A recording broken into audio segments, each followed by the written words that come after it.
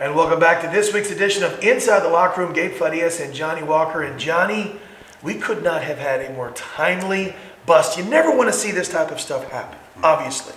But the NCAA and the FBI have been working together on a long-term investigation and really bust of several alleged infractions when it comes to paying college athletes, not just paying them big sums of money. Of course, probably one of the most notable out of several coaches and colleges that have bribed and received money was Arizona State's Sean Miller, who offered $100,000 to Barbados recruit DeAndre Ayton, just rocking the college world of sports, specifically college basketball.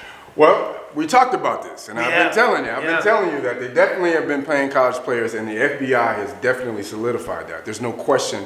This is definitely going to be a very big point, a very big stage in college athletics, period. I think that there's been some coaches who've already are looking at some jail time. I think there's 4 coaches, one of them being Chuck Person, who used to play here for the San Antonio Spurs. That's right. So, they're looking at some very hard time. We're talking about bribery and laundering money and things of that nature. So, unfortunately, this is something that needed to be addressed. We knew that it was going on, and now there are going to be some players, there are going to be some coaches, and there are going to be some schools that are definitely going to be hit hard when this investigation is completed. But before we get into the specifics on the players, coaches, and the programs, it's real obvious. Money. Yes. Money is at the precipice of this entire ordeal. Talk about why that is. I mean, is it just because of the monies that conferences get? Is it because of the monies the schools get? Why would you say that this is such a big reason? Because ultimately, it's all about competition. What are your thoughts on the money side of it? Well, we always talk about money as the root of all evil, and it always shows its ugly head. And when we talk about some of these programs that they're going after, we're talking about some big time programs. We're talking about Duke, North Carolina, Texas, Kentucky, Michigan State, USC, Alabama. I mean, we're talking about some big time programs that have always done well in the basketball tournaments in the past. So there's going to be some big time ramifications. And again, we're talking about money. There's just so much money that's involved with this. I think the NCAA has a TV contract just for the basketball tournament alone worth $1 billion. So when you're talking about the competition, you're talking about money. We know that when the schools get to go to the tournament, they're getting money for that. Each game that they win in the tournament, they're getting additional money for that, not just for that school, but for the conference as well. When you're talking about that kind of money, you're talking about that. Those are the kind of things that are going to happen. You're going to find out things like that. You're going to see that there's some things that are being done illegally, and now they're trying to crack down on that. So when you're ultimately talking about TV ratings, because these guys, you want to see the very best of the best. Yes. At the end of the season, playing for it all. That normally means Duke. That normally means Villanova. That normally means North Carolina. The top tier programs are playing at the very end. Why not just make it legal to pay college athletes? It seems that that'll get rid of the entire problem. You, though, seem to think that's not going to happen, at least in the foreseeable future. Here's the problem. The problem with it is that would be the ideal situation, but here's the thing, and I think people need to understand that when you are generating the kind of money that these colleges and institutions are doing, they're being able to do it tax-free, which a lot of people don't know. And they're able to do that under the auspices that we're talking about student athletes and not paid employees. So once you acknowledge the fact that you're paying these college players, well, then you put yourself in a whole nother tax bracket, the infamous tax. So the government's going to start asking for their money. So now schools right now, if they get $250 million at the end of that, at the end of the school year, they've generated that kind of revenue, well, they get to keep all that $250 million. So now when you start paying, you're going to have to start paying Uncle Sam as well. So do you think that maybe the seriousness of, for instance, Arizona State not wanting to give up a portion of what they're getting to employment taxes or federal dollars that you've got to give back to the government. Don't you think, though, that now this is the shock? This is that electric shock that's going to provide these institutions and these conferences and the NCAA to take a hard look and say, would we rather have the embarrassment of our head coach taken off in shackles and someday wearing an orange jumpsuit? Or would we rather pay federal employment taxes? Because to me, it doesn't seem like the FBI is going to stop. No. You don't mess with the FBI. No, you're not. Now that they're involved, do you think that might be the culture shock? That might be quite frankly, the electric shock that changes the culture? That's a good question, and I think it's a little bit more complicated than that. Really? No, it's a little bit more complicated than shackles? That's going to definitely open people's eyes. Sure. Don't get me wrong. I mean, I think that people are going to definitely see, hey, you know what? If you do something wrong, if you're doing something illegal, we're coming to get you. So that definitely changed the parameter. That changes that dynamics of what's going on. So, but here's the thing, and part of the problem that I have, because NCAA is a lot to blame for this as well, and I can just give you the quote that Mark Emmert, who, and I'll be honest, I'm not a great fan of, but I want you to understand that, you know, NCAA is also considered a nonprofit organization, and he's making $3 million a year. Which I find just incredibly stupid. They're probably one of the most financial savvy nonprofits in the history of nonprofits here. So they're making a lot of money. They're generating tons of money. But it was interesting to see what he had to say when this initially came out. And I'll just quote. It said, "These allegations, if true, point to systematic failures that must be fixed and fixed now if we want college sports in America. Simply put, people who engage in this kind of behavior have no place in college sports. They are an affront to all those who play by the rules." Now, one of the things that he forgot to leave out in this wonderful little soliloquy that he gave absolutely. out is the fact that the NCAA is having to pay out over $300 million in lawsuits that he didn't let you know. And the reason why is because of the taking away the name and likeness of college players and not giving them the financial value of what their scholarship is worth. So they're in for $300 million and counting, because there's still several other lawsuits that are still in play as we speak today. So one of the problems, again, the biggest problem is money. And everybody's making money except for the players. And so they've come up with every way that they can to stop letting players make the money. So, so you ask, it's going to be complicated to change that, because it's going to change so many other dynamics in college sports. This is a great topic. I think we should continue. Absolutely. There's no question. We're going to take a quick break. When we come back, we're more on the NCAA basketball fire.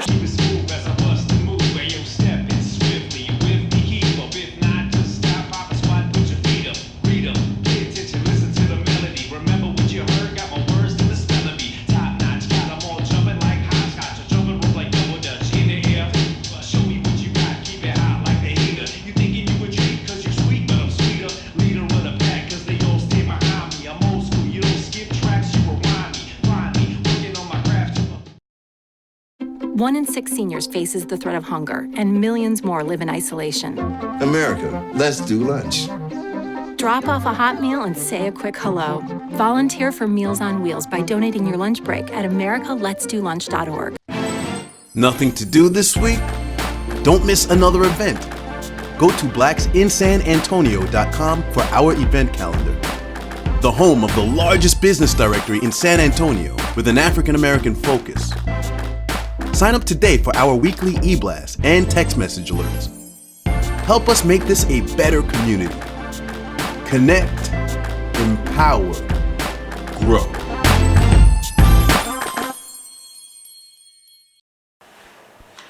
And welcome back to this week's edition of Inside the Locker Room. Gabe Funnius and Johnny Walker talking about NCAA basketball and the FBI probe investigation and subsequent bust of several programs, coaches, student athletes receiving payments. Johnny, I want to talk specifically about the legality of it. Yes.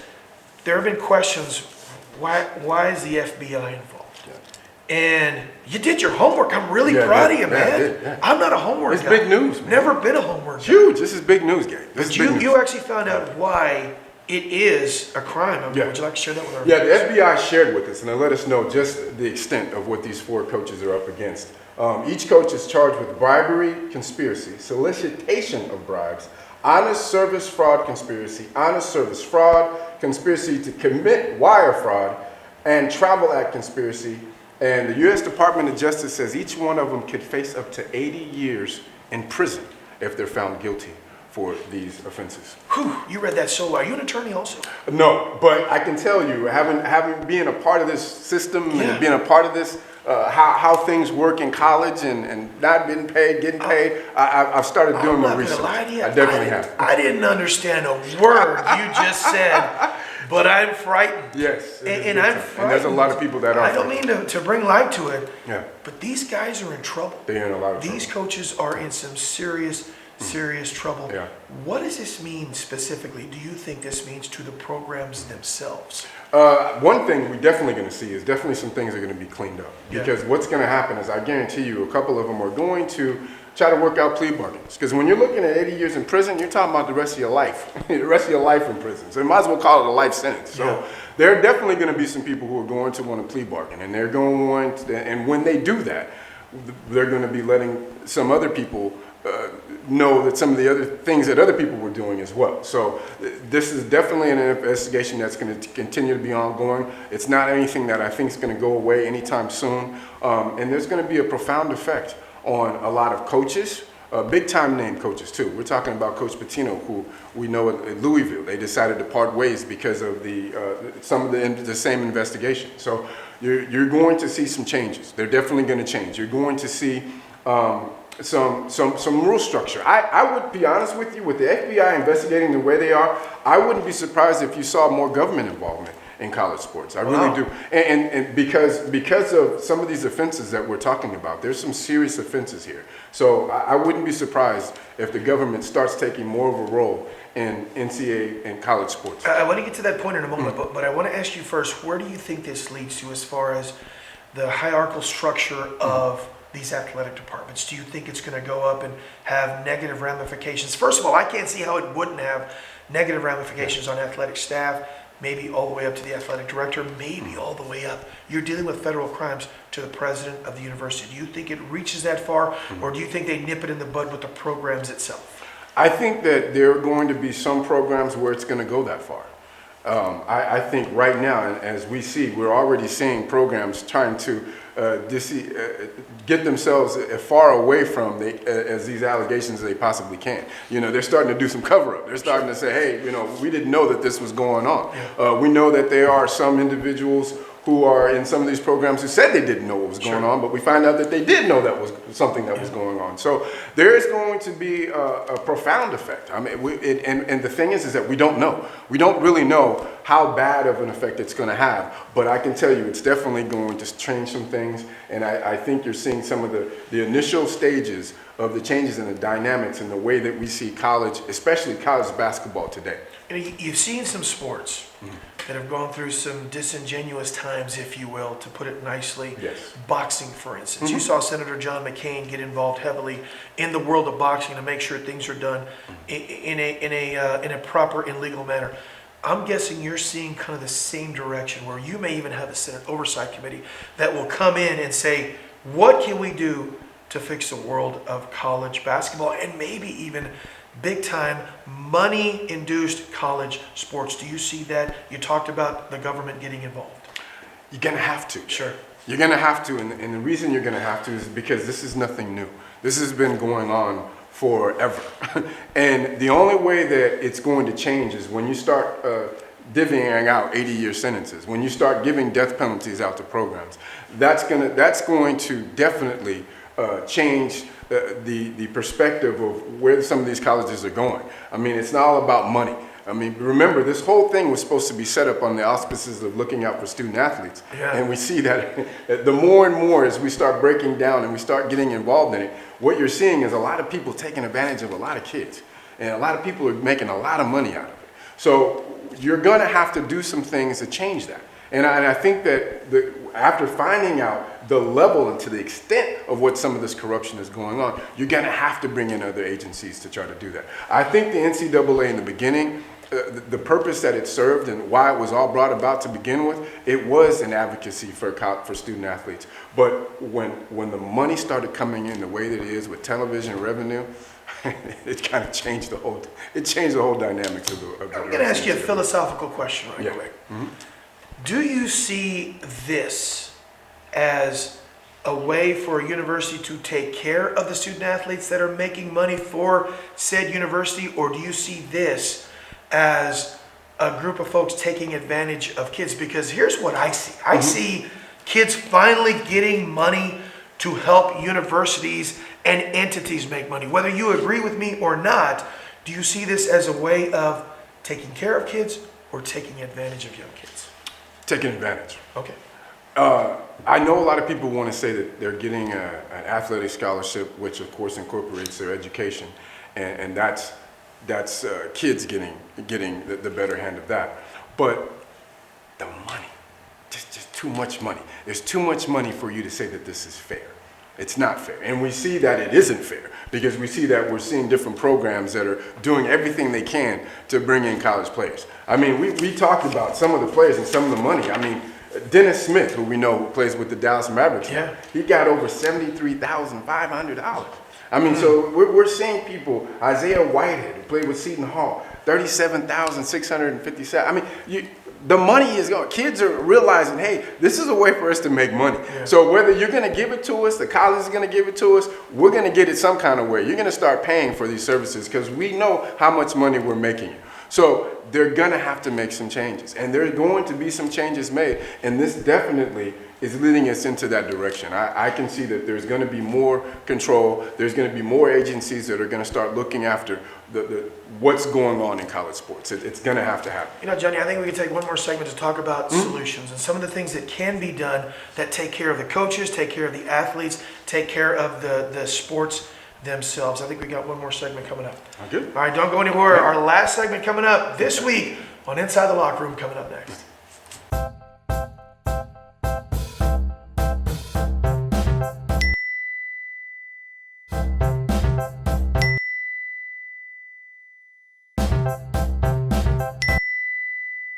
Planning the right amount of food is hard. The Guestimator makes it easy. Just tell it who's coming and what's for dinner. Then it tells you how much to make. And yes, it even plans for leftovers. Try it at SaveTheFood.com. Observe a domesticated human family in their natural habitat, known to their species as the backyard. Hey, you think I should light it now? I think it's good. Yeah? Oh dear, someone is about to burn a pile of debris that's too tall, which can start a wildfire. Wait, could it be? Blimey, it is. It's Smokey. It's Smokey Bear. What a legend. What's he Hey, doing it's here? Smokey. Sorry, it was too high. Right. Watch as he astutely ensures that there's no wind, and how he removes some of the debris to create a smaller, safer burning pile. No, you me to said, make it big. no, you said make it bigger, baby. The bigger, the better. Take note of our fearless furry friend here, humans. I appreciate it. Fist bump. Watching you. Smokey's done it again. Bye, Smokey. Only you can prevent wildfires.